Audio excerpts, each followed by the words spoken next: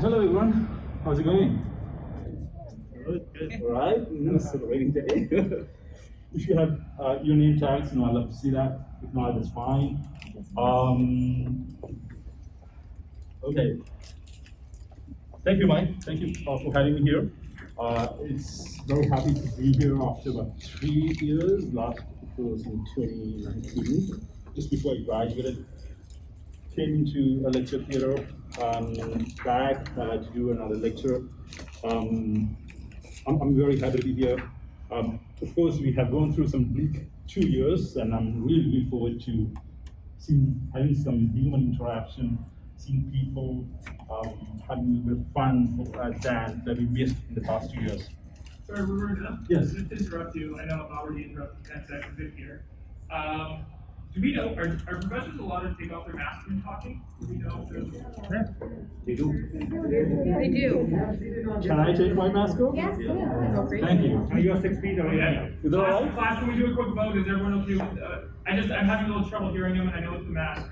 Okay, awesome. Waruna, you are safe to take Thank you. I shaved as well, just to I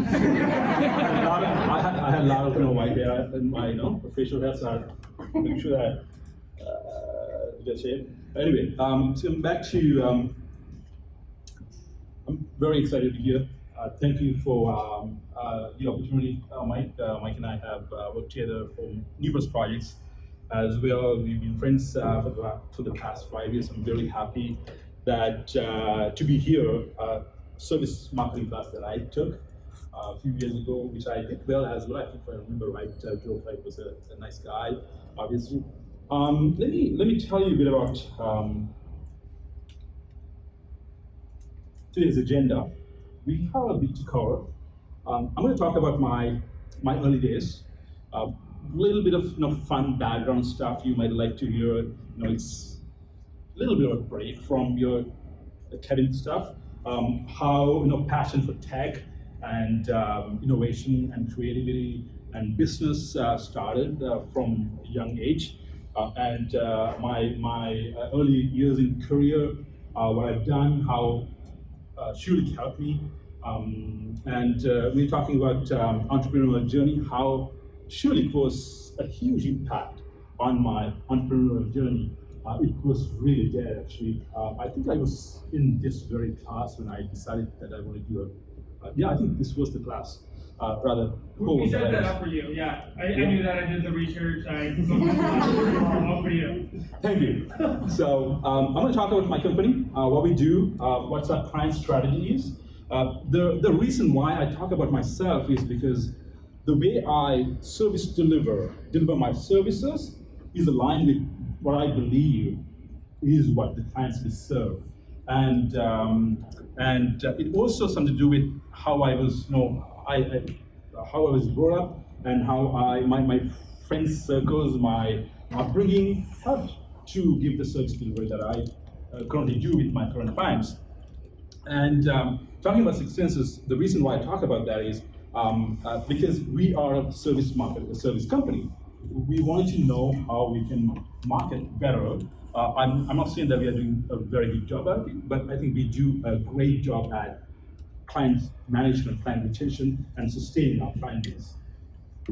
I'm going to talk about our impact, our client strategy, obviously. Then we go into a little bit into some subject matter stuff.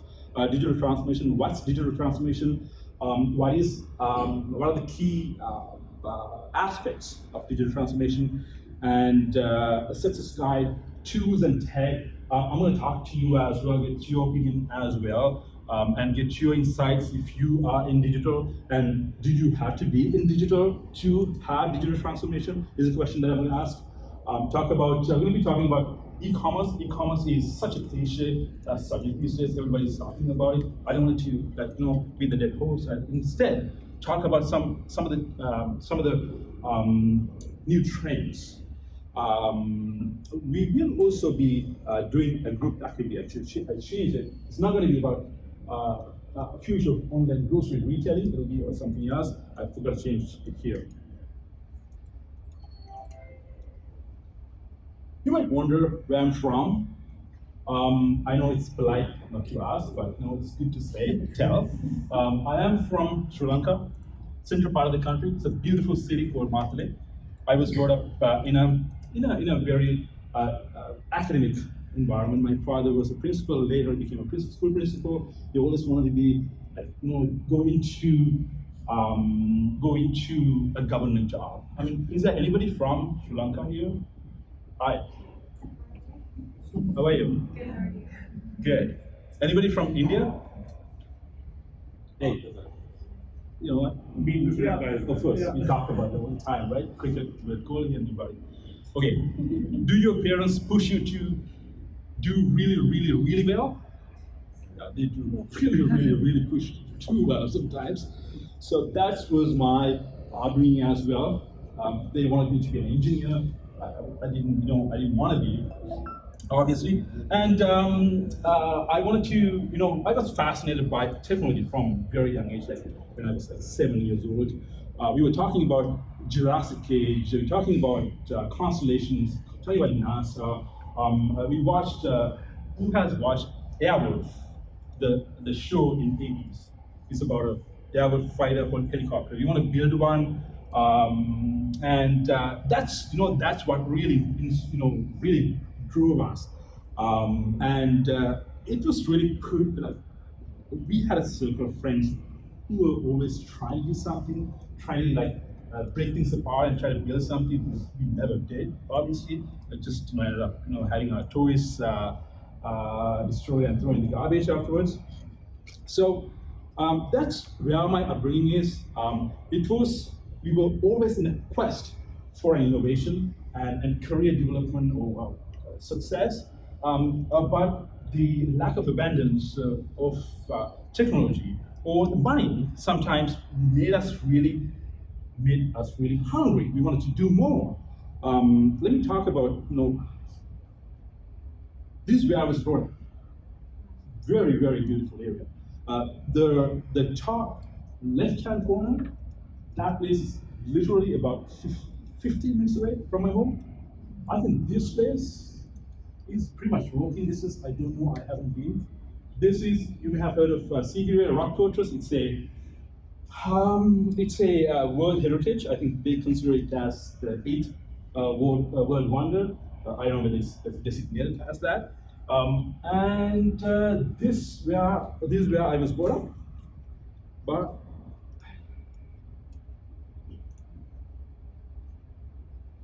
this is what we were interested in, right? Gaming, taking radios apart, toy cars apart. Wanted to build an Airwolf. That's the Airwolf fighter helicopter. We had Windows 98, 99. Windows computer, running Pentium 1, 2, 3, 4 was like. I'm not trying to age myself. I'm still kind of a millennial, I would say, early stage. But I think in late 90s and early 2000s, we were trying to build things. A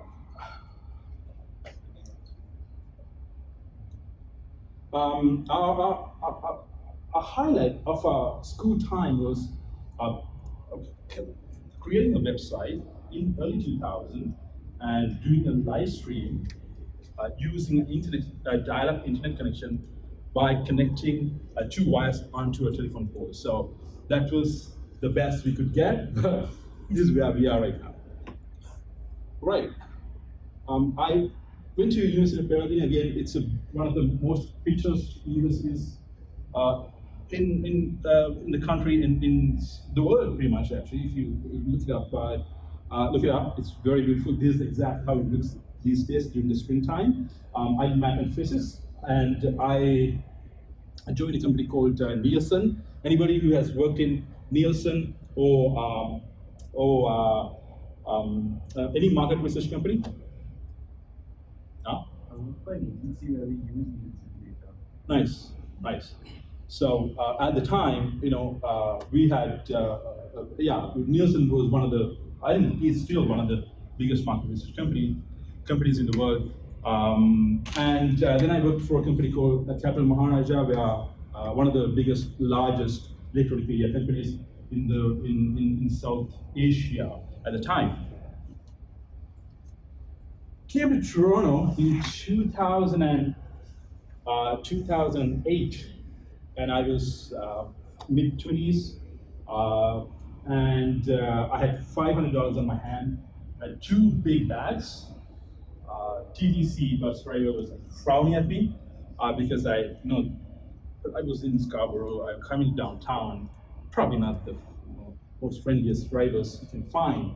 I joined a road track club. Any road trackers or Rotary? Which club are you part of? I was part of my school, so Right. it was in India, so it was a road track for my school. Nice. I have been to India actually on a road track capacity Oh. back in mid 2000s. There was a lady sitting next to me, Elizabeth. She said, "Hey, I'm working at Scotia, and I'm doing my MBA part time." And then I registered Schulich into my head, and I decided that that's exactly where I wanted to do my MBA. And Schulich was the only school that I applied. And if I had to do it again in Canada, I would choose Schulich. If I had to do it in the US, would definitely choose Stanford or Harvard, obviously, if you can get the GMAT, right? But Schulich has been an amazing experience for me. I really hustled to get in, really hustled throughout, which I'm going to talk about now. And I am still happy. I hire people from Schulich. I work with Schulich grads, work with MBAs, work with professionals, work with Grant Deans, who was a great mentor for me. He's been, has anyone taken Grant Deans? Yeah. He may not have done classes lately, but he has won the Teachers Award for many times. Very nice, very supportive gentleman. He's one of the principals for E&Y. So, coming back to my life, I wanted to live on the edge. 2015 to 2020, I did GMAT 3 times to get into Schulich. I was completely disconnected. My daughter was crying. She had colic. If you have any children, you know what a colic baby is. Like, they have problems in the stomach and they cry all night. And we raised two children, my wife and I, completed the MBA, built a business. We traveled the world. The map here is a road trip that we went around UK in 2018 during my MBA. Sold a house, bought a house again in 2018. I want it all. I'm always on the edge. I want to, I know it's not good sometimes. I was over leveraged at times, so stressed, working about 12 hours a day, plus MBA stuff, coming into Schulich for my classes, going back home about 11 o'clock, classes finish at 10 o'clock, go home at 11 o'clock, 11:15, eat something on the way. I live on the other side of the city. And working until about 2 o'clock, getting up about 6 o'clock. When my children were, sometimes they got sick. My wife had to go to work. I literally keep them on my lap and work, or do my assignment. So it was a tough journey, and I'm very happy. My wife has been very supportive throughout my journey. I read in Harvard's Business Review lately, if you want to be successful in entrepreneurship, or any profession, I would say, choose your partner, right? Or stay single. So I chose to pick my partner right, knock on wood, and it was challenging. It is not easy. Yeah, I just wanted to jump in because I think there's something really interesting on the screen too that that would probably surprise people from the standpoint of you ready for your GMAT 3 times, especially being a mathematician background and a physics background. I'm kind of curious. I know GMAT sort of have we won't go into specific scores or anything like that, but I'm curious to the class here. So I also wrote the GMAT 3 times. I struggled with that too. I'm kind of curious. How many of you wrote the GMAT score once, twice, or 3 times? I'd love to just see a set of hands. So once, twice, more than twice. Yeah.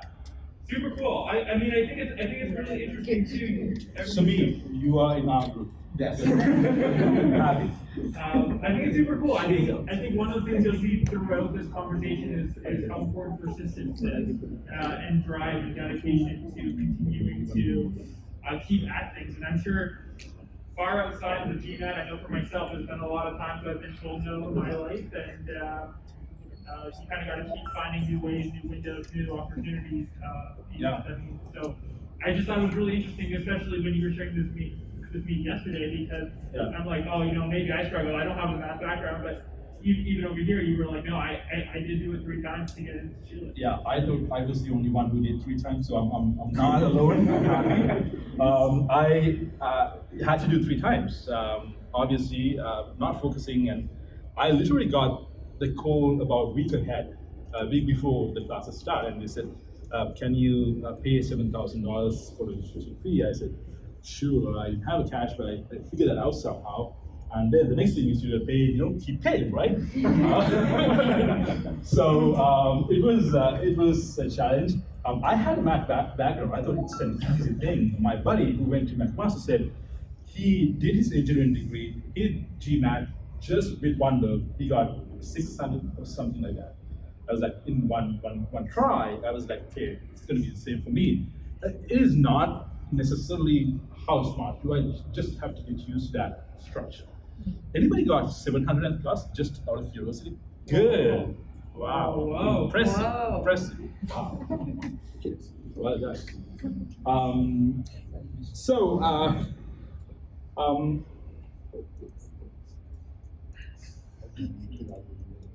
We traveled a lot. I still travel whenever I can, even during sometimes I work on the train, work on the plane sometimes, be on the phone, working with people. I don't want to stop. I don't want to stop. It's not a good thing at times. I was in my mid-30s at the time, going into late 30s. There is so much your body can take sometimes, and my wife was, yeah, you don't want to be doing this, and it's going to be. It was challenging. It was challenging. But we had numerous discussions. You know what kind of discussions they are, right?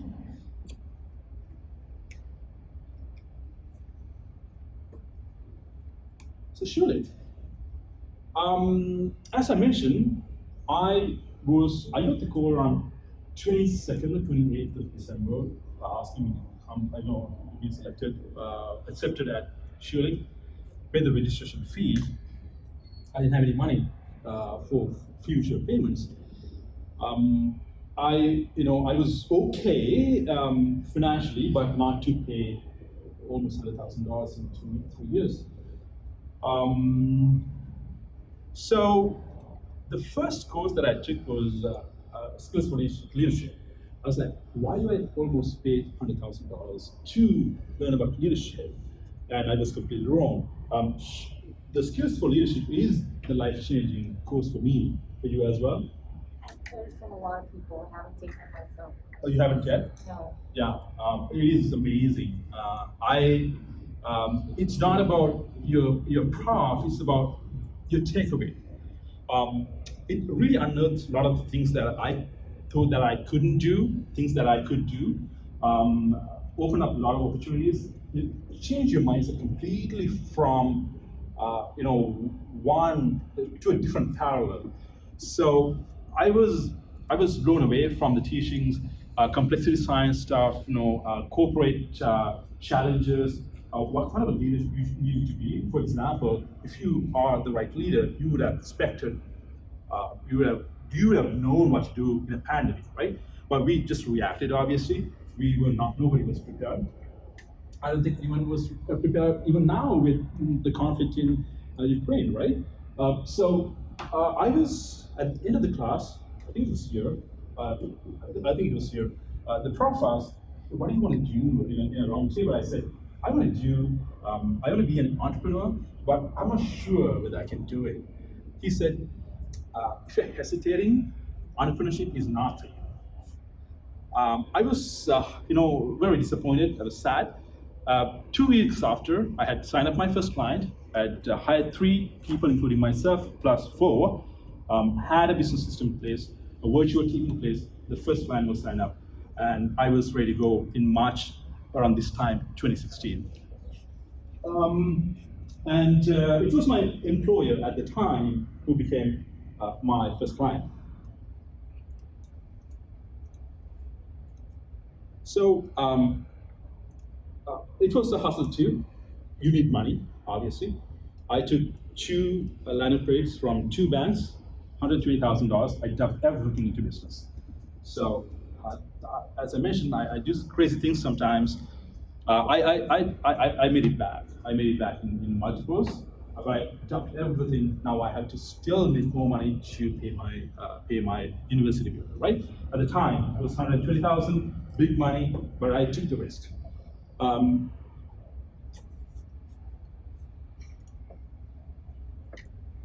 So Six Senses, we are a technology, strategy, and marketing company. We help organizations to leverage digital tools to stay competitive, improve their productivity, be sustainable, be profitable, and be sustainable in the long run. We design, develop, implement e-commerce websites, e-commerce solutions, integrations, implementation, digital marketing, strategy, brand, microservices, API integrations, and everything. So essentially, we are tech and marketing. We merge together. We have about 40, 45 people working from around the world right now, main office in Canada. We are not big, but I'm happy where we are. We do, again, the list of things, we do engineering, technology, microservices, customer experience design, micro-subject, digital transformation strategy, brand, intellectual capital. We provide intellectual capital for organizations as they need it. Our impact. We want to create a social, global, social impact, global responsibility, economic viability, and sustainability. They are our key factors of our impact. Our objective is not for us to make money. I want to make money. You all want to make money, right? Anybody doesn't want to make money? Everybody wants to make money. I want to make money while creating a positive impact to our communities, to the world, to the country that you may have come from, to your family, to everybody. It's very deep down in us. I think I again thank Schulich for triple bottom line teachings. I never had heard about it. I was strictly math and physics. I hadn't done anything in between until my MBA. I was in market research. I was changing gears, and e-commerce as well. But I hadn't had any academic knowledge in marketing or business studies or anything like that. And it was Schulich who told me that. Our advantage is we have decades of collective industry experience, award-winning, recognized top professionals from diverse backgrounds, exceptional strategic advice and execution at a reasonable price point. We are not the highest, we are not the lowest, we are not the middle, we are a little above the middle. Long-term, trustworthy business relationship. We are not here for the short term, we are for the long haul.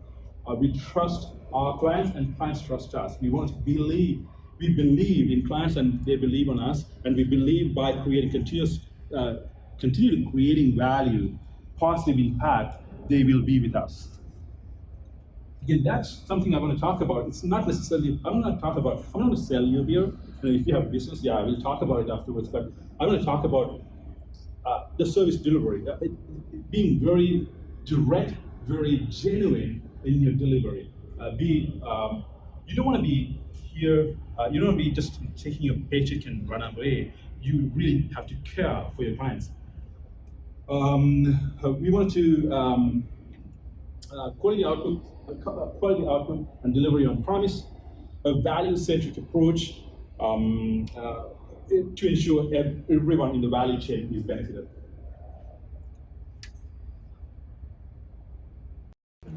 So essentially, it's business models are not necessarily clear cut. They are client delivery, client strategy, or service delivery is not necessarily clear cut. I have come up with like 4 different strategies. I've seen that. I've just called them 4 types of client delivery, and I wanted to choose. I picked one, and similar to what Elon Musk did, it was, he wanted to go middle class.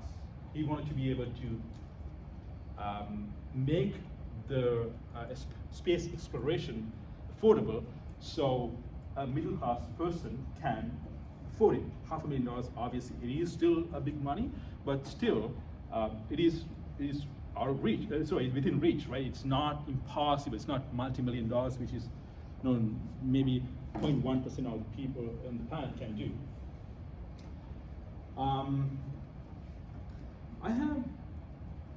So how I run my business,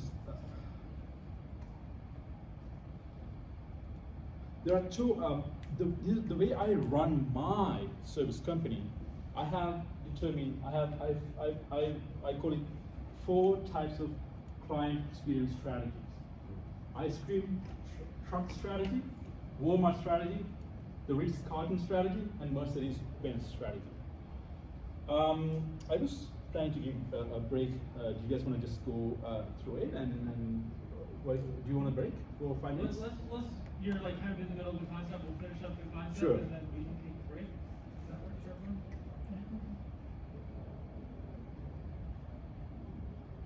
Okay, so ice cream truck strategy. Okay, selling ice cream. What's your strategy? What's your goal? Just Oh, you want to say so- okay? Sure. Anybody? What's the objective of an ice cream truck? Yeah. Getting the product to the customer. Yes. Okay.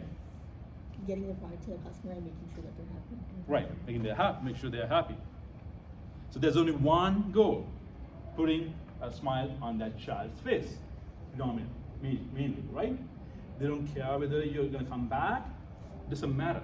For a reasonable price, for a reasonable quality, or rather standard quality, you want to deliver happiness. It's about pure happiness project, right? It's pure happiness.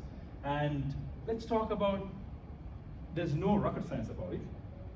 Talk about Walmart. What's their strategy? Selling goods at like affordable prices. Yeah? It's difficult to hear, but go ahead. They sell value. The customers get more value from the value. More value for the money, okay? So you can't have many customers every time for the within Walmart. Correct. Repeat customers, repeat sales. But do they give a cushy customer service experience? No, they don't give a damn, right? You can't find a customer service agent within five aisles when you go to a Walmart. They deliver happiness by giving a low price. A product of a reasonable quality, not the best quality, but except for the packaged ones, everything else I'm a little iffy about buying. But their strategy is price strategy, right? It is a strategy as well. Again, this is not textbook stuff. This is my stuff. Check it. Put into your perspective and put into your intellect capacities, and accept or decline, or feel free to counter my arguments.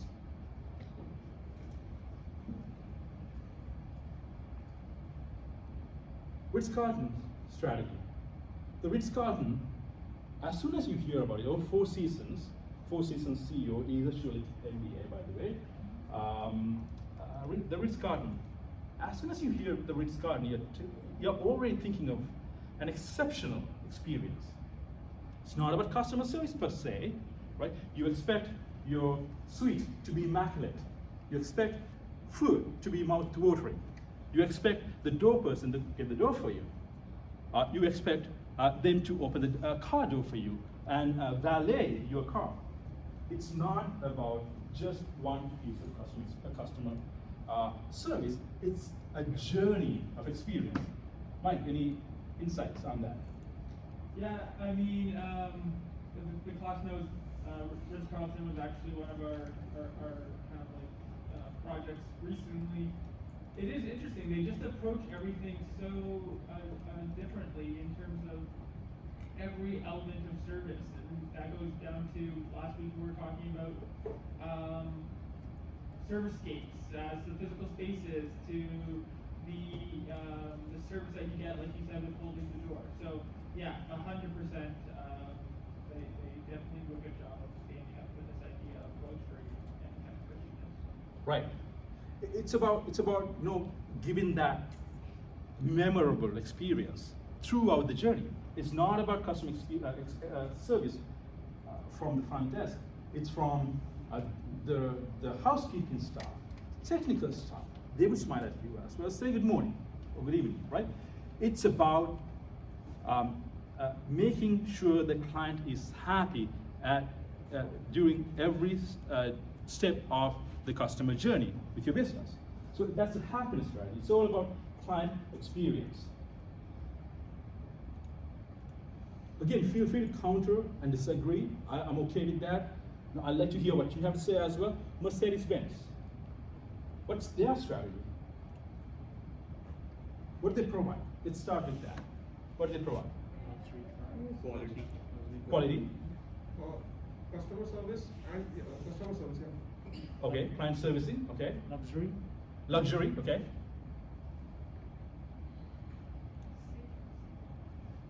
Sorry. Social status. Very important. Yes. They have a performance segment also, AMG. Performance segment as well, so you can scale up if you want. They have the bandwidth. They can start at the middle class, they can go up to the upper middle, they can go up to the wealthy class, they can go up to beyond that as well. You can go to G-Wagons, they can go to AMGs for 200,000, 300,000, Maybachs, everything, right? Okay, I have some points which I've written. I want to make sure that I address them. So essentially, they provide an excellent product. It provides peace of mind. When you have a Mercedes, general consensus is that it provides you peace of mind. Safety issue as well, right? You can use the product with confidence. You trust the workmanship. Do we not, or do we? Right? It's better than Toyota or Honda, right? Toyota actually in Japan, I think it's a lot better than what you can find in North America if you have been to Japan. And you do not hesitate to say that you drove a Mercedes, right? The brand association. And it's not too cheap, not too expensive, right? Again, in Canadian terms, it's not expensive. It's about, you can get a decent car from $35,000 to $500,000 if you would, right? And you can get super luxury or super high performance, as I think it was Aditya said, who said that, and which means they have the capability to scale, or they have the bandwidth, right? Service team is professional, well trained, and you know that they are from Mercedes-Benz, right?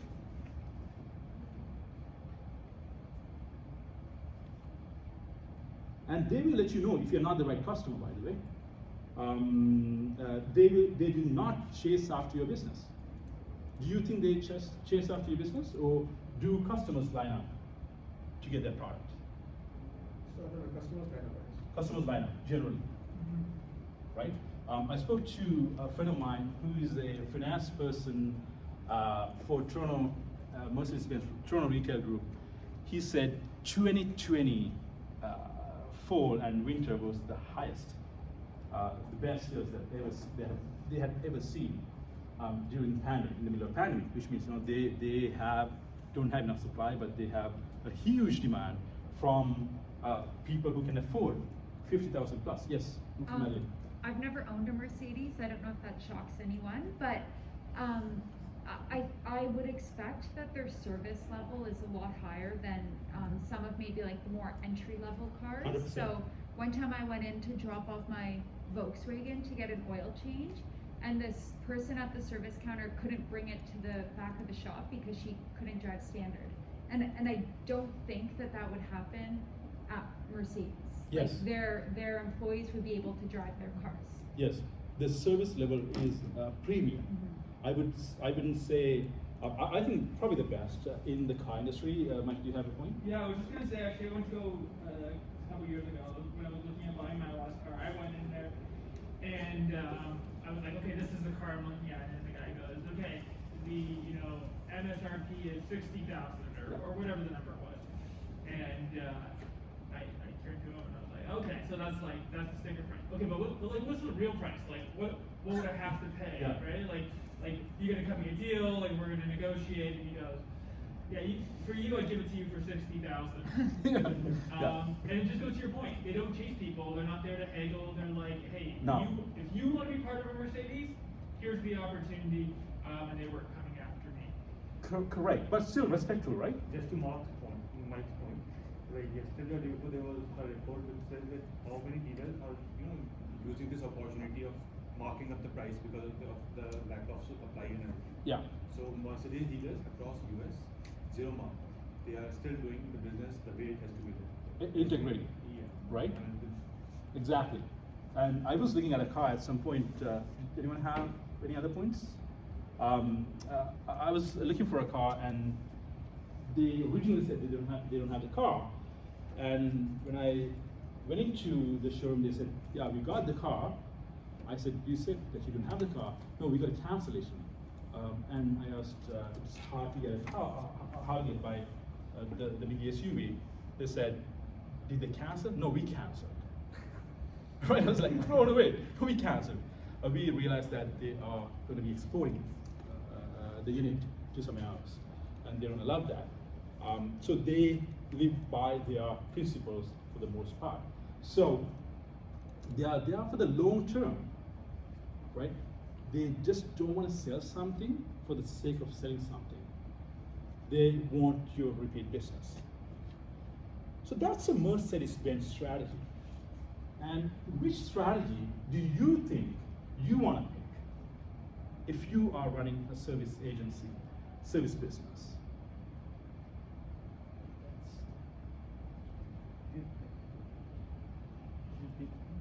Mercedes-Benz, you think? There has to be, like you mentioned, there has to be some tailoring in when you are devising your own strategy, because everyone is doing something which is unique Yeah. in a way, Yeah. and like every client demands something different. Yeah. So you have to tailor the strategy as per their requirement and the way their products would affect the market or the customer. Right. Every client is different, so you need to tailor your strategy to that client. Right.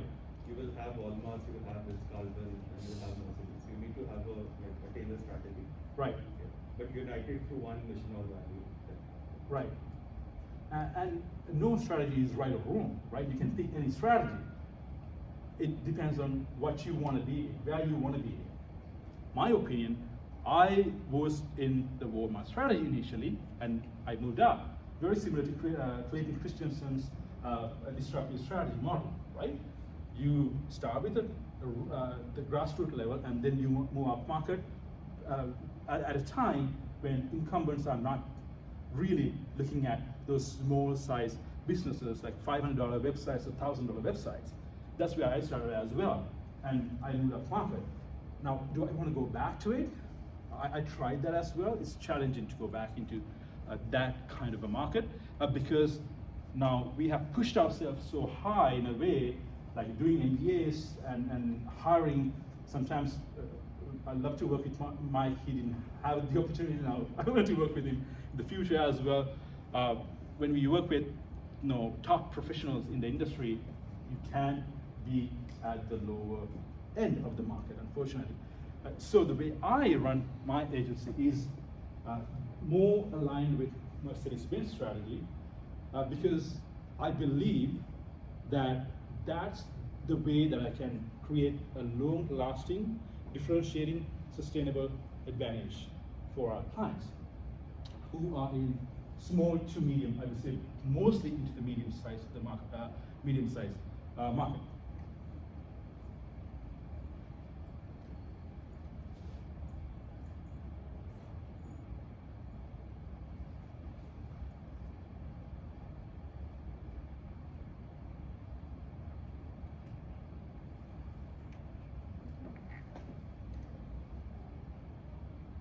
In my opinion, customer service has a narrower definition. I think customer experience sums up everything. Walmart does not necessarily have a customer service, but they have a customer experience. End of the day, client needs to be happy, right? It's all about happiness, delivering happiness. Have you heard that book? Have you read that book by what's his name? Tony Say, the CEO of Zappos. He passed away last year, I think the year before. Young guy though. He talked about client service excellence. Again, I'm not talking about. I personally don't want to be an ice cream seller. I'm not in the business of making customers happy, smiling, and coming up with some cushy and very taking them out all the time. I'm not into that. I'm here to do business. I have work to do. But I think the experience entire, as long as the customers, clients get the best value from their investment, that's what matters. So what does the excellent customer experience means? Providing an excellent customer experience means genuinely clear. I was just saying that, right? It came out of my mouth even without knowing the next slide, what the next slide is going to be. Because I truly believe that. I truly live by that. And empathy should be in your DNA, ethos. It should be within the entire team. Now, for example, my team would get upset if they don't see sales for our client. They say, okay, what can we do? We are doing all this work. They are not generating revenue, and I feel bad about it. Let's reduce our billable hours. I got them to think like that. I mean, of course, the birds of same feathers flock together, right? So obviously they flocked around me because I truly want to give that the extra mile of service.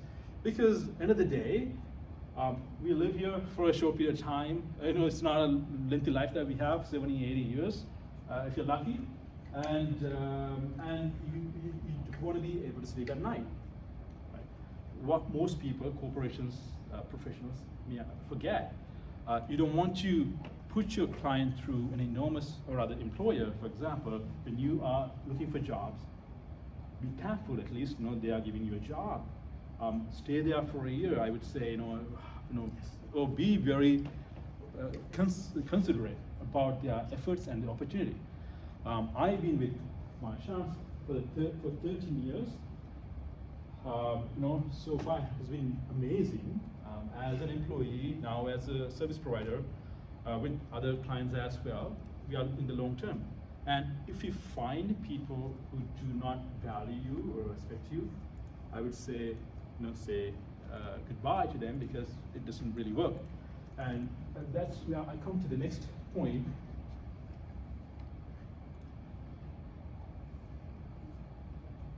Winning mantra is communication, collaboration, getting things done. That's our winning mantra. Especially, we have a remote team around the world in different time zones. It's difficult at times. It's difficult that you lose traction, you lose attention, you end up idling. I have that problem. I deleted my Facebook app from my phone yesterday. Again, we are in the early millennials, we still use Facebook. Because it's so distracting, right? WhatsApp is distracting. And you gotta understand that. You gotta admit that you can fail, right? And within our team, communicate. We have systems in place. We have Slack, we have HubSpot, monitoring systems, tracking systems. Everything is in place. You gotta deliver. We have the project management systems in place. We talk about that later. Communicate proficiently, collaborate proficiently, and get things done proficiently. Proficient part I added early this year. It was just about communicate, collaborate, get things done, especially during the difficult time that we had in the past 2 years. It was affecting mentally for most of the people. Stuck at home. We were down for about 2 months as well. I lost 95% of my business overnight because of one call. to tell you, I was pretty much being let in one go. I lost everything. I stayed for about 2 days, I think, in Israel. I may have spoken to you as well, Mike. If there's any opportunity, said we are all in this together. I spoke to a couple other people as well. I started applying for jobs because I didn't know what to do, right? And actually, in a way, I'm thankful that government did a lot of good work at that time, whether I agree or not, or politically right now. They did a lot to keep it going somehow, and I stayed for 2 days. I couldn't, I had a massive mortgage. As I mentioned, I'm a little over leveraged at times. I didn't know what to do, and even during that time, their business, my client's business was doing well. I said, I'm not going to bill you right now. I'm going to take care of your business the best I can, doing client servicing for my clients sometimes. We did that because we care, right? 2 months gone, business came back, I rehired everybody, good to go. And we are growing at a very, very fast rate now, and we are in a kind of an aggressive growth trajectory since then. And I started applying for jobs as well, like 2 months after. Actually, I tried about few jobs, CIBC. I didn't get any calls. Obviously, everyone was didn't know what to do at the time.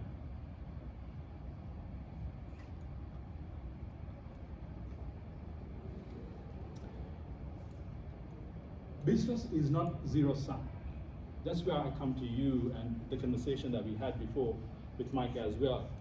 It's not about you winning, I'm losing. It's not about client winning, I'm losing. Right? It has to be win-win. It's about business is about creating value for everyone in the value chain. You gotta create value for yourself, for the business, for the suppliers, for the owners, for the community, for the town who charges you taxes, for the world, right? For better good, right? And it's not about creating just value. That's why I don't generally tolerate unfair clients. And again, as much as I go the extra mile, there has to be a bar. You have to make sure that we are within the boundary line. We don't want to support bad behaviors. We don't want to instigate bad, rather establish bad client behaviors within our service industry. Yeah, I was just gonna echo, I know that sounds very, common sense when you hear it, but when you're running a business and you have people's jobs on the line, when you have people that are looking up to you, it can be very challenging to say, we're gonna walk away from this $7,000, $20,000, whatever it is amount of project, when you know that that's contributing to your bottom line and probably how much you're taking home at the end of the day too. I think I just wanted to echo that because I think it really speaks to your character and what it takes to walk away from clients sometimes. And keep in mind, this is at the end of the day, Waruna takes home what the company makes. So at the end of the day, it's coming out of his pocket to make those decisions. So anyways, I think that's a really good show of your character because it sounds very easy to do, but in practice, it can be very challenging. Exactly. I lost money with 3 projects lately, and there's only one still hanging. One of the known brands. If you go to Costco, you'll see that. I'm very disappointed with them. I'm almost ready to, return the first payment, say goodbye, because it's about respect too, right? We work so hard. Everybody worked hard to get 700 plus 4 GMAT is even a difficult task, right? And we don't want to be commoditized, right? There is a value for what we've learned as humans. So let's make that respect. One thing I do is actually, if they don't have the budget, I would say, I'll be happy to give you some free advice. I'd rather do that as opposed to undercharge.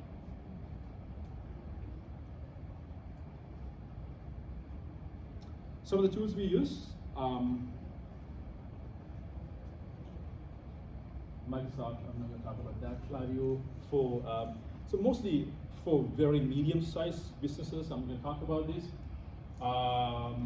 Klaviyo is for email, e-commerce email communication stuff. WordStream for SEO. Facebook ad has been changed to Meta. Shoppers Approved for customer reviews. Freshworks is very, very, very important. Who knows, has heard about Freshworks? It's an Indian company. Yeah, sorry? Yeah, I don't know. They recently got listed on NASDAQ. They did, eh? Yeah, they did. Right. They were a big contender for Zoho at the time. Both are Chennai-based companies, I think, South Indian-based companies. They're doing really well. What they do is, it's a customer service software, customer ticketing software. But if you have 100 customers coming onto your website, coming onto your business in general, whether offline or online, you don't want to be dealing with them through Outlook or Gmails, right? It's not going to work. You want to be able to give a better experience. If I'm off, you should be able to service the client tomorrow, right? If you're off, you should be able to serve the client tomorrow. So it's just fully, it's like it creates that, it bridges that gap. Zoho is a whole suite of applications. They have kind of more of a lighter CRM. They have a CRM, lighter ERP. They have a Freshworks, which is also a customer service tool. Content Studio is also actually a South Asian company. It's a Pakistan-based content sharing platform. Sage 300, Sage is a phenomenal platform as well. A lot of people, I was talking to one of my employees, he said his previous company went with SAP, and knowing the size of the company, I was like, why would you do that? For a small company, you don't need a massive system. You can work with some very simple, get Sage to work, Crystal Reports, XML, and some APIs, you're good to go for most of the, I mean, I'm not a very techie guy, by the way. If you want to question me on coding, I don't know, but I know about the business side of it, right? Sage is perfect for that. Even on-premise Sage systems still doing really well for most of the companies in North America. Pipedrive is a CRM tool. Google Ads, obviously, you know that. Nifty we move away from Nifty. It's a project management tool. This one. Criteo is a retargeting platform, amazing platform. Slack, obviously, you know that. Slack is amazing as well. We used to have a company called Flop, another Indian-based company. I'm very proud of that. You know, South Asian companies have really come up in the list over the past few years. And Hubstaff is employee management software, rather their activity. It is, you know, we tell them, you know, your activities are going to be tracked. Sometimes the system takes screenshots. If you have a problem with it, sorry, it's not going to work. And feel free to, you know, put your headsets and watch, you know, do whatever you want to do on the side as long as you deliver good value. It's a little too intrusive sometimes. Unfortunately, I have no other choice. If people are working from different time zones, from different places, different offices, different homes, it's very difficult to track everybody. And Hubstaff is doing a great job. Jira software is the newest and favorite, I would say, Mercedes right now, or AMG. Anybody has used Jira? Okay. What do you think about it? It's good. I mean, I'm not on our IT team, but I'm the user who is submitting the tickets. Right. And it's pretty user friendly, no Right. complaints. Right. It's good. Right. Anybody? Silvana?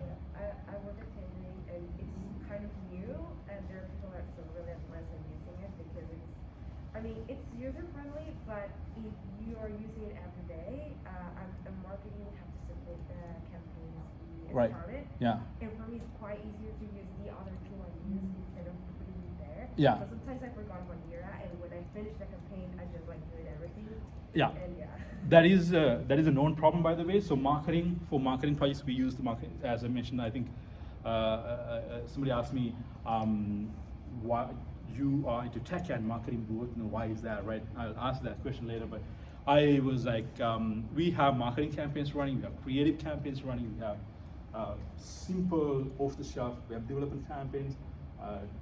custom development campaigns, projects. So how do you tie all these things up? When it comes to marketing, you move very, very fast, right? You got to talk to people, you got to get on the phone, or Slack or Zoom, whatever. You don't get to really set up the campaign on Jira. But one of the good things is having a list of things to do, whether it's on paper or Microsoft To Do or any other tools, is imperative for success delivery of any campaign, especially when it comes to marketing, because sometimes you forget. Because we have clients now, obviously, understandably, and we respect and honor that, we want to have the inclusion, right? All this time we didn't care who that is, and most of the models on the campaigns are, Canadian people with quotations, right? Now we want to have like 60-40 as per our clients. It is difficult. You gotta find the right people, the right age category, you're gonna have inclusion. Now, if you don't have that reminder, it's a big problem. Clients get really upset about those things these days because they will get, especially when some of my clients deal with school boards, very politically active, right? And of course, inclusion is a great thing. It's very, very difficult when it comes to marketing. I don't know how you find it, by the way, Mike. Yeah, it's been working. I kind of echo a lot of the same things that have been said for sure. Yeah. Shipper HQ is a customized shipping software for e-commerce websites. If you have complex products, let's say you're going to ship this desk, UPS wouldn't take that, right? If you have to ship that to Nunavut, way far north, UPS cannot handle it. So Shipper HQ can handle very complex shipping tools, shipping options like massive like tables or equipment, sports equipment, cargo, anything.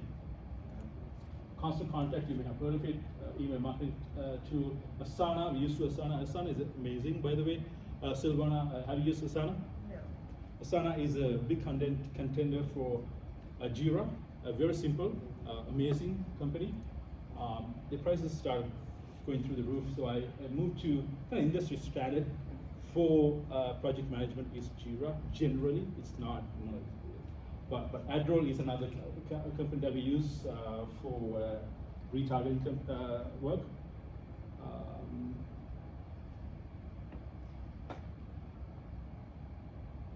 There's a duplication here.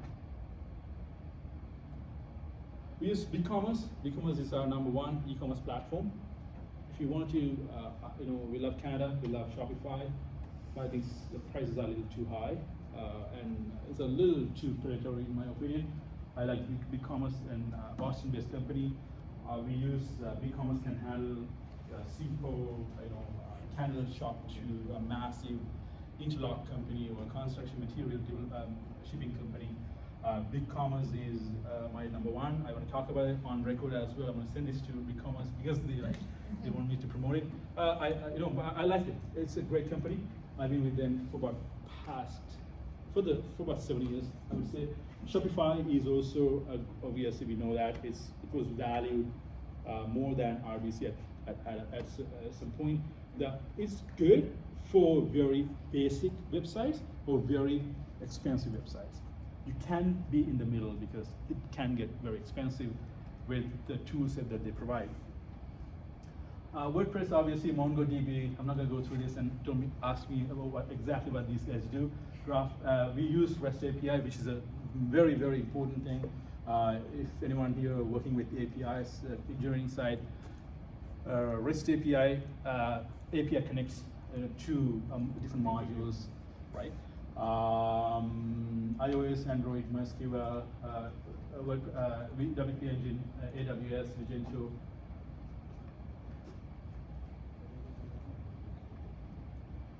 Is there a reason why Azure and GCP are not part of your modules? So what is it? Is there a reason GCP and Azure are not part of your Google? Google Cloud? Yeah, Google Cloud. We haven't done many with it. We don't have everything listed here, by the way. Okay. Yeah, we do it, but AWS is the preferred. yeah. So let's go into digital transformation. What's the biggest business challenge right now? What do you think is the business challenge overall, Aditya? From the digital transformation perspective, I think the biggest challenge is having a consistency between the business goal and the technology goal. Okay, great answer. A lot of things are disconnected. So information is available, but it's in silos. So people cannot like leverage the insights from one system and bring them to like use Okay. the other part of it.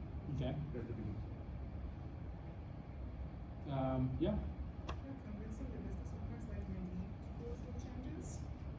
Convincing the business owners. Okay. Yeah. Anyone else? Yeah. I think they can save a lot in the long term, but implementation takes time. So a lot of people are hesitant to implement because of the time investment. Okay. Yes, Virginia. Catching the trends right now and not no wait, don't wait. Sorry, would you mind repeating that? Catching the trends now without waiting too long. Right. Okay. Yes, Finley. Yeah, so I think that's one of the problem is that many of the companies they want to do a digital transformation, but there's they may have no idea which part or from which point they can start to do this. Right. Okay. Any other thoughts? Honey? I think transformation should be made kept in mind your final customer Right. and your customer. So that experience misses out in most digital transformation. Right. What I really feel is. Right. Visha, anything? Sorry, because you start.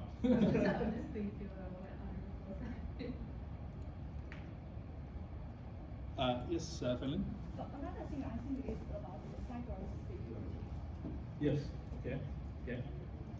What do you think is the overarching problem? Mike, what do you think?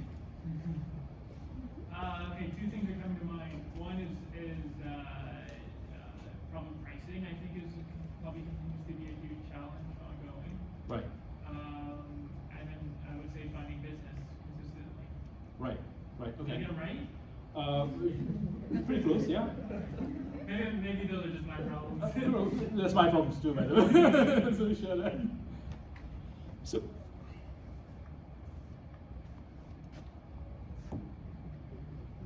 In my opinion, staying competitive in this transforming environment is the biggest business challenge right now.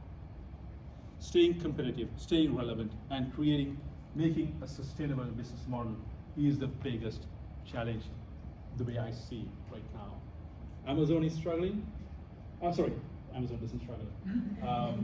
Amazon is taking everyone's business. Other businesses are struggling.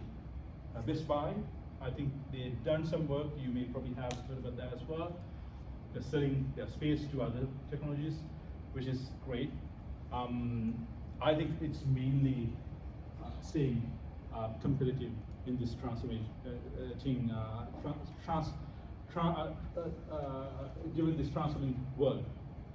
If they fail to transform, they will be either going out of business or will be bought for $1 a dime, right? Or the other way around, dime a dollar. Sorry, dime a dollar. So I think businesses need to take a multi-dimensional approach to understand the problem. I think one of the the problem is most of the businesses, they don't understand where to start from. There's so many silos. They have the business problem. Business leaders are struggling with business. Like me, like Mike, everybody, we are trying to get business every day. We don't have the time for marketing or fixing anything else, fixing the website. We don't have the time for that. So just imagine a bigger company. Do you think they have time? No, they're probably going to be like twice as busy as we are, right?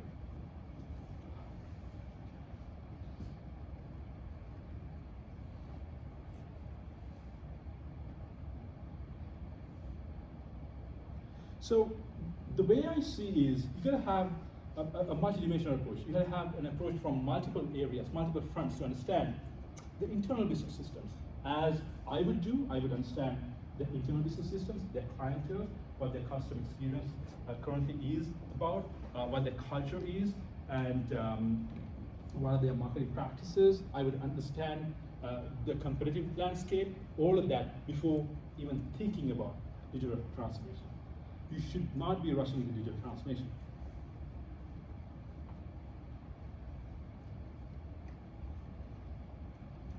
So digital transformation in more of a textbook definition is the integration of digital technology into all areas of business, fundamentally changing how you operate and deliver your products or services to your customers. But also a cultural change for your business.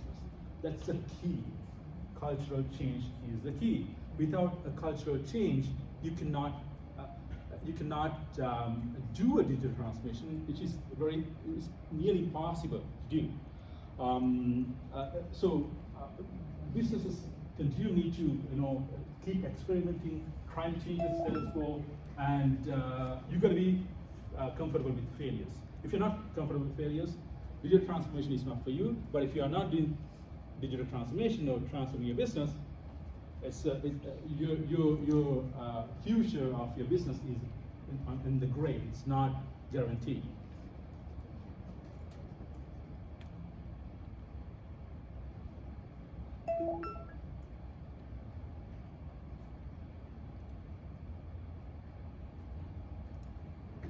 So the phase 0 of digital transformation journey, I'm going to be talking about some aspects. I'm not going to walk you through a digital transformation journey. I'm going to be talking about some of the aspects, some of the terms, and some of the most commonly used terms and areas of digital transformation. This is not digital transformation class per se, but I'm going to touch on that to the best of my ability. We are almost 1:30, right? So it is eliminate friction, mitigate counterproductive measures, reduce waste of resources, better customer experience. We talk about that all the time. Better human experience.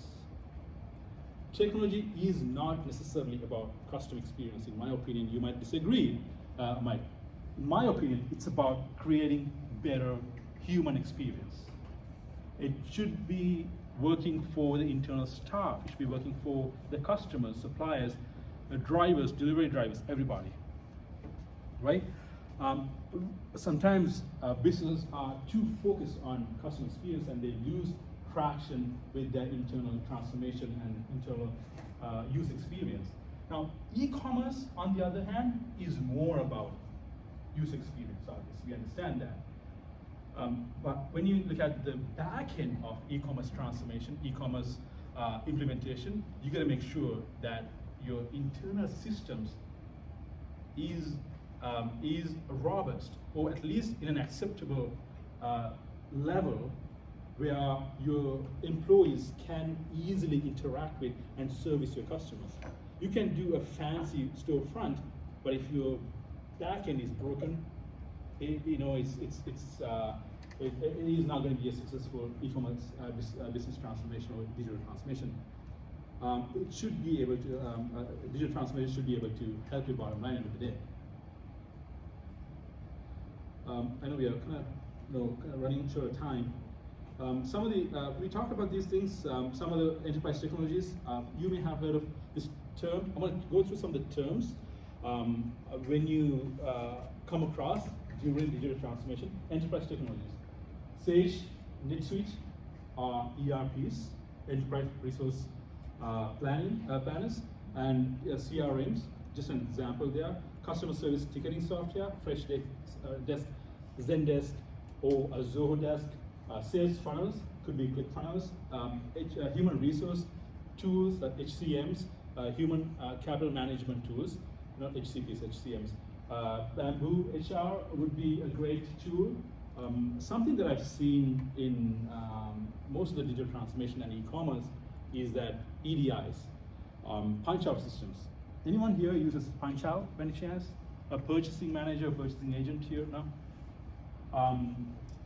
That pulls information from your supplier's website or system into your system. That is called a punch out, and I see more and more transformations happening. Most of these business to business businesses, B2B, are moving into this e-commerce path because of the simplicity. Obviously, with what the impact of the pandemic as a more of a positive outcome.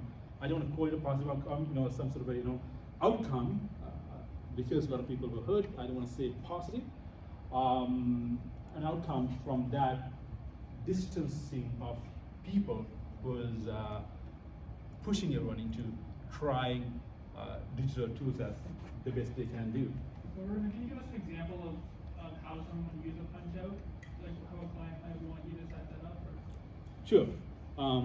One of our clients is a digital, it's a sports equipment company. What they do is they provide institutional grade sports equipment, apparel, team apparel, and gear. So the clients are schools, school boards, universities, teams, leagues. York University is one of their clients as well.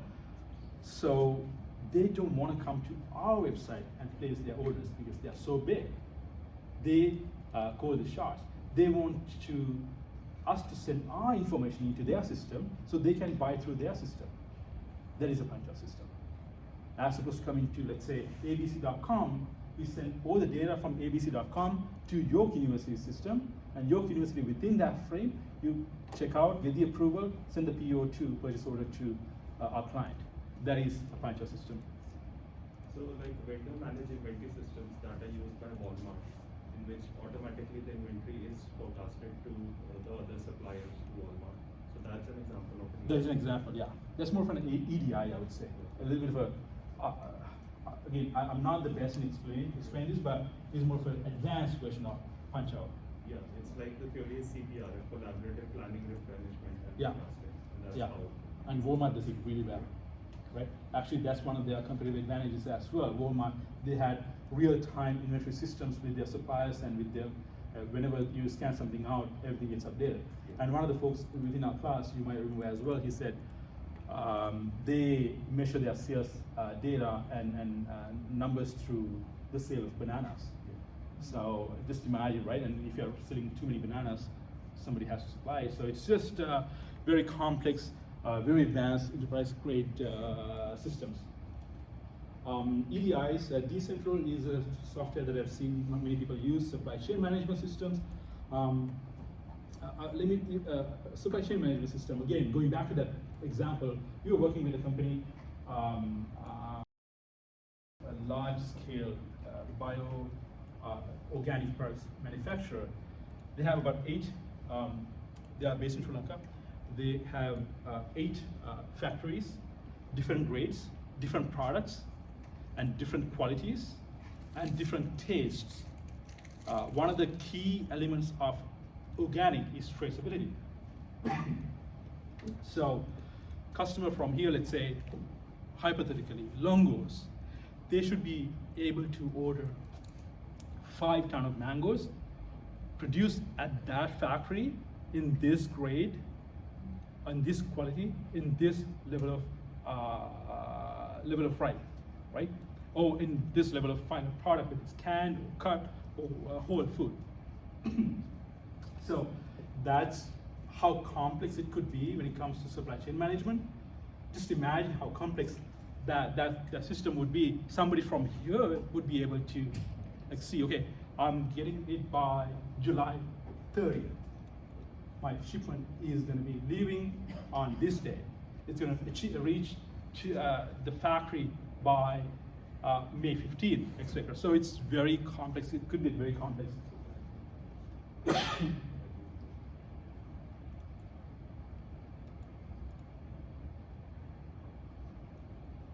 Cloud technologies, I'm not going to go through that. It's a lot of content. I can share this with you as well. Do you know what SaaS means? You know what? Software as a service, obviously, it's right in there. Give me an example. Someone can give me an example of SaaS for SaaS. Samir? Yeah, like Microsoft 365 could be an example. Yeah. instead of buying the Office suite outright, you pay a monthly subscription, for example, and get to access the services. Right. The advantage the company says is they keep upgrading that, which would not happen if in case of a one-time buy. Yeah, for sure, yeah, right. eCommerce, Shopify, SaaS, Adobe is now SaaS. They used to be on-prem, now it's not anymore, right? There's something called PaaS, which is the Platform as Service, AWS, GCP, Azure. They are, people use platforms for development and testing purposes. IaaS, I don't know too much about it. VMS, storage networks, operating systems are running on them. On-prem is something that we still use. On-prem is not grandfathered. People are still using them. Businesses are still using them. Think about, do you think Defense Canada, do they want to use cloud? No way, right? Or Pentagon, they won't use cloud. They will use on-prem and in a very secure environment. But the defense has got dedicated clouds. US government is in direct collaboration with Microsoft. Oh, they do? And they have got dedicated data servers for defense purposes. So they are going to cloud. Right. But not in a way like public cloud. Public cloud. Dedicated cloud. Right. Private cloud. Most of the banks also go for a private cloud. Oh, is that right? Okay. Okay. Interesting. Okay, that's something I know. Okay. I would assume, of course, because they are US-based companies, they want to, of course, allocate something for their. And one of the risks with on-prem is that the cost is so high in terms of management, maintenance. Risk is so high, security risks, all of that are there.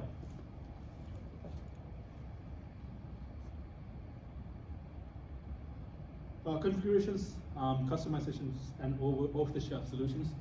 We, as a company, we use a lot of off-the-shelf solutions, but we ended up doing customizations anyway. Most of the businesses really need customizations. Whether you're buying Shopify platforms or BigCommerce or WooCommerce, anything, start small business, medium-sized business, everybody needs customizations. You need API connectivity. You need automation, testing, all of that. It could be costly too, but it would cost even more to build your own platform, right? Why would you build your own car when you can't customize a car? Now that's some sort of metaphor that we can bring in. I would recommend using, if you are recommending to any of the medium-sized businesses or even large-sized companies, recommend off-the-shelf solutions with some level of customization.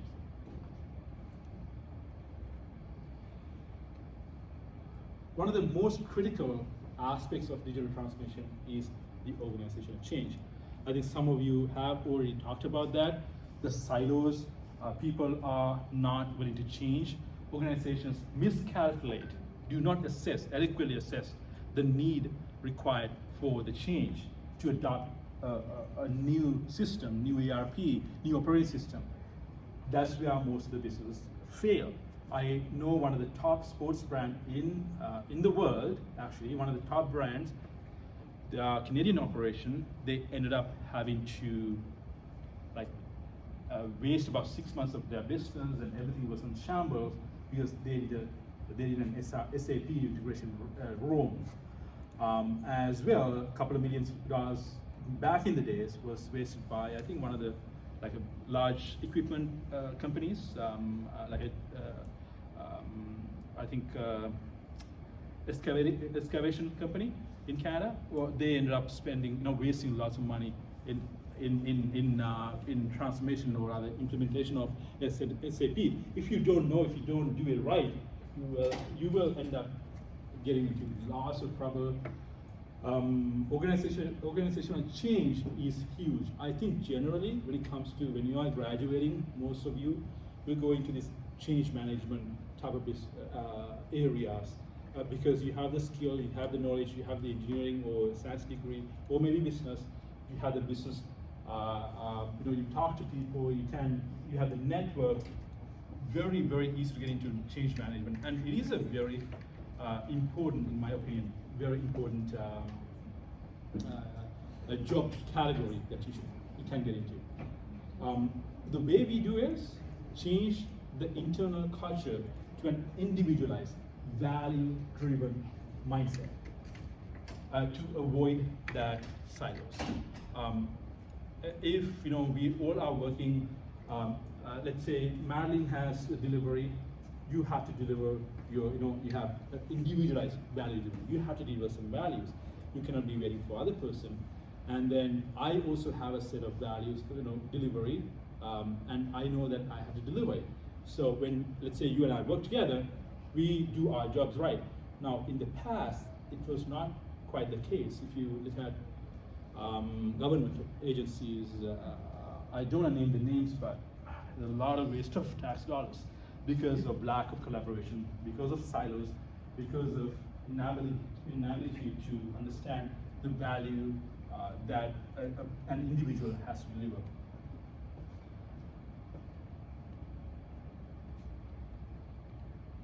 Microservices and APIs, I'm going to go through this again. Sure, APIs, yes. Just looking at the clock, and we are a little bit past 1:30 now. Yeah, yeah. Is it a few more slides? I just want to give people the heads up in case. Yeah, a couple more slides. Let's wrap it up quickly as well. Yeah, I think I'm getting tired as well. You must be as well. But a lot of content. But yeah, let's wrap it up within about 5 minutes. You think? Perfect. Sounds great. Are you guys okay with that? Yes. Yeah.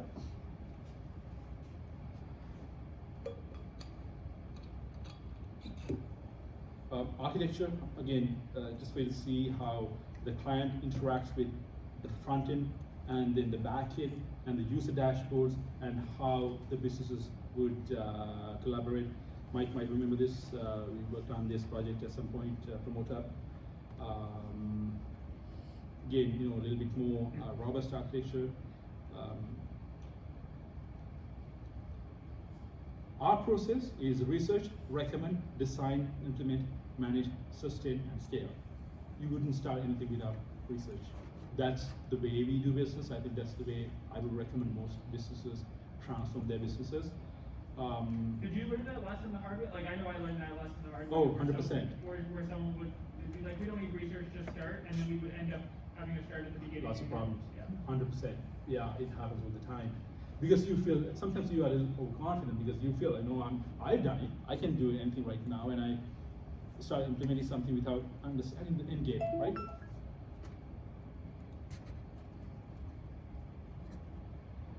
Digital transformation success guide. I'm going to just go through this list, which is very important. Digital transformation is not as innovation. It's not the innovation. Innovation is something else. It is part of the innovation. You don't have to talk about AI, machine learning. It's not space travel. It could start with fixing something very, very simple like customer service, ticketing software, implementation of customer service ticketing software. Start with the end goal in mind, people first, not just the customers. E-commerce, customers first. Digital transformation, e-commerce I would say is a subset of digital transformation. When it comes to digital transformation, you should be looking at the people, users, all type of users. Use the correct technology stack. Don't use SAP if you have $1 million business, right? Most innovative and modern doesn't mean that it's right for you. I love modern technology. I want to try them. I've tried them. It's not necessarily for you because it doesn't mean that you can adopt it and it's going to change. I think it was you who said you magically expect it to transform your business. It's not going to do that. Never going to do that. It's never. Don't expect that. It has to be design-led. Design first, Mike would agree. Experience-driven, obviously, user experience. Most importantly, internal team experience as well is very important. Employee buy-in is imperative for success. End of the day, everything comes down to this. Strategy. If you don't have the strategic vision, forget about doing any digital transformation. It's going to just make you spin your wheels. E-commerce levers trends. Oh, sorry. There's a misspelling there. E-commerce levers trends are B2B is this is the last slide, by the way. Major shift to adopt BigCommerce B2B now. So e-commerce is not about B2C anymore. It's a lot of B2B changes are happening.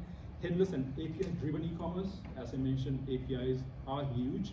If you don't know about API, I don't know much about either, but try to get yourself up to speed about APIs and headless, and integration is very, very important, especially once you graduate. If you go into a change management role, I think it's going to be imperative.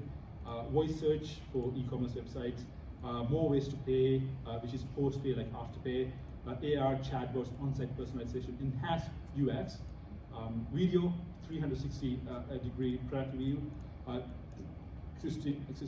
shifting to a punch up system, cloud EDI, Clio, decentral, etc. This is a e-commerce solution architecture.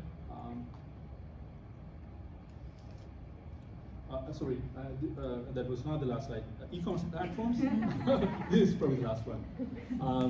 BigCommerce, Shopify, Magento, WooCommerce, top 4, and there's Adobe Cloud and all of that as well, NetSuite Cloud as well. But they are more into like $500,000, $2 million implementations as far as commerce tools are on-site search tools such as SearchSpring, Findify, Algolia, Live Chats, Freshworks, Zendesk, Freshsales, Pilot, Pipeline, and other marketing tools are Klaviyo, MailChimp, Constant Contact. Top marketing tools or marketing tools are SEMrush, Moz, Meta, Criteo, Taboola, Buffer, Content Studio. Payment tools could be Stripe, one of the top payment gateways, multi-billion dollar, simple code. You probably have heard about the company. Afterpay, PayPal, PandaPay is a Canadian, Montreal-based company. ERP Sage between Zoho, Analytics, Google, Mixpanel, Power BI, Tableau is more of an integration software.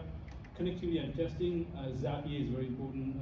VWO, Content Studio, well, actually it shouldn't be there. Content Studio is a more of a commerce tool. Shipping and drop shipping, Shiba HQ and Ovelo.